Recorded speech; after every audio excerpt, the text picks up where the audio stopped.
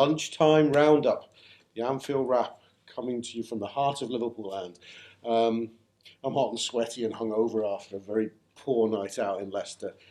How did you deal with the game yesterday? What was your coping strategy afterwards? You do smell a bit fresh, to be honest. Yeah, I do smell a bit fresh, yeah. I just went straight to bed, I'll be honest with you. Yeah, I would like Yeah, to. I'm not feeling too good, as you can probably tell, listeners, readers, viewers, whatever. So I just, 5 minutes after the full-time whistle, went to bed. That was it. So I'm fairly blind to the... Yeah, my tip for kids is don't ever go to Leicester. Although the one good thing about going to Leicester was, actually, I haven't bumped into more Anfield Wrap people at any away game than at Leicester. It's clearly Anfield Wrap heartland. Is it a stronghold? It was a stronghold. The number of really good lads who came up to me and Neil and Paul as well and said, "Are you in from the Anfield Wrap?" Yes, I said. How do you take that? How do you... I always feel a bit uncomfortable. But it's what they have. Do you do that thing on the radio? I'm very easy with my celebrity hand now. So let's move this on quickly. Well, okay, the game itself. Where'd you start? At about, I don't know what minute Jamie Vardy scored in, but the minute before then I was feeling pretty comfortable, and then he scores a worldie. Yeah, no, I think that's my view. I think well, we weren't particularly excellent. I think we were not in control of the game, but I think on points we might have been ahead. If it was a boxing match, thought we were all right. You could see what we were trying to do. Yeah. They looked vulnerable at the back. We just couldn't capitalise a couple of times. We seemed to have found a way to split their centre halves quite well a few times. We just couldn't. A couple of poor touches. Emre Can had that chance where God knows why he ran offside. I mean, in the end, Schmeichel makes the save anyway. So but had he actually held his run, it wouldn't have had to be an awkward volley. He could have walked onto it, took it in his stride.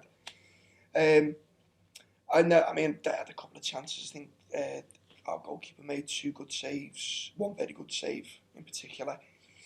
And then, Jamie Vardy scores his first goal for Leicester outside the box in his career. The stark thing was... And what a goal it was. Yeah, I don't even want to talk about how good a goal it was. I'm still so upset about it. Wasn't good. It reminded me of the Graham Sharp one in the derby back in the day, mid-86, I think it was. But my overriding feeling was, we had Jamie Vardy, we'd probably win that game. They have Jamie Vardy, they win that game. Yeah. I mean, he's on a hell of a streak, but we just missed. We're just missing a finisher. A finisher there, you probably 1 or 2 up before you go 1 down, and that shapes the game. I was a bit disappointed because a couple of times this year we've gone to go behind and seem to energise us a bit. We just seem flat. Yeah, we seem to have nothing to do. Yeah, once we were behind yesterday, you may as well just pack up and go home.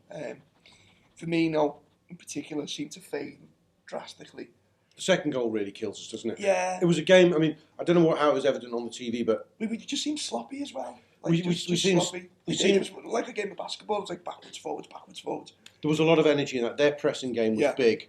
We almost began to overwhelm them with our pressing game. They slightly were blowing themselves out. The goals just took the wind of our sails. We totally get. One of my biggest frustrations is that we give sides like this encouragement all the time, even when we're on top. Yeah. We make stupid mistake after stupid mistake. I still don't quite know what Alvin Moreno was doing with that throw-in.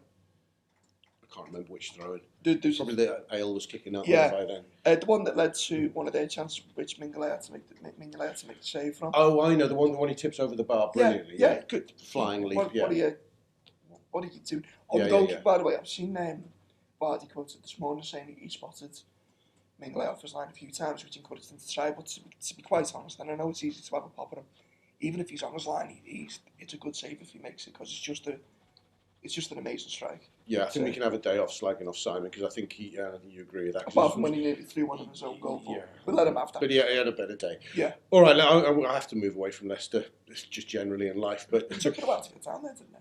It took us about 3.5 hours to get down. The traffic was fucking horrendous. Grant wasn't driving. I'm not meant to swear on this, am I? No, Paul Senior was. Let's not make me talk about Leicester. We've got to stop. We've got a lot to get through. Brendan Rodgers has been on Hairy Hans' show in Saudi Arabia, or is it Qatar? Yeah. Richard Keys and Andy Gray to their families. So Brendan was talking to them, and he actually revealed that Jurgen had gone round his house for a little bit of scran and a cup of tea, and they got onto the subject of strikers. Did you see it?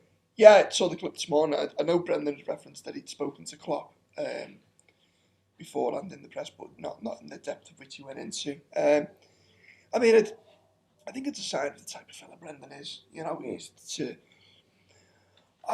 On the other side, he can be overblown a little bit because I remember Houllier and Benitez having a chat after Houllier had been relieved.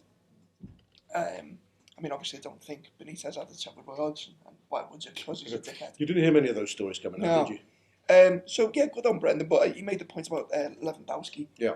Saying that Lewandowski scored only 8 in his first season. And then kind of explodes. I mean, to me, there's a little bit. I think Brendan's being clever here. I think there's a little bit because everyone kind of pins the Benteke signing on him after this massive power struggle with the committee and so on. And I think he's trying to get himself off the because Benteke could come. I don't think he will. But he's kind of, I don't know, not totally repaint his legacy at Liverpool, but trying to maybe retrospectively enhance it a little, maybe.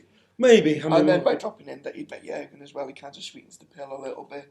He's got a very good, I like Brendan, you know, but he's got a very good PR game.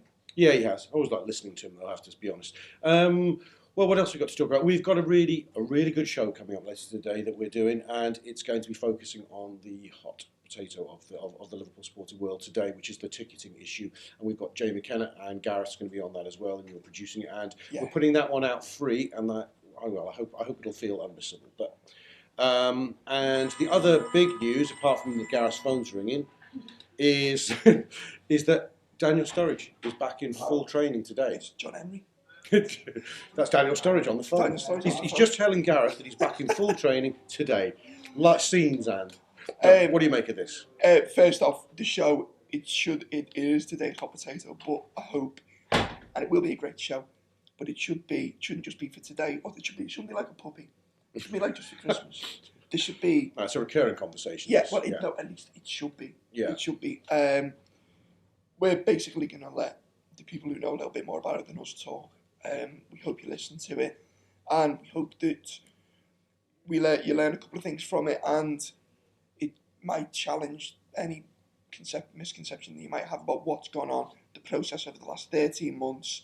Because there's been this thing where people have just thought, oh, look at them kicking off again. Oh, the path that's led to the announcement is actually quite fascinating. So yeah, listen to it later. On Sturridge, back in full training until he gets 3 games consecutively under his belt. Yeah. I'm not going to get too excited.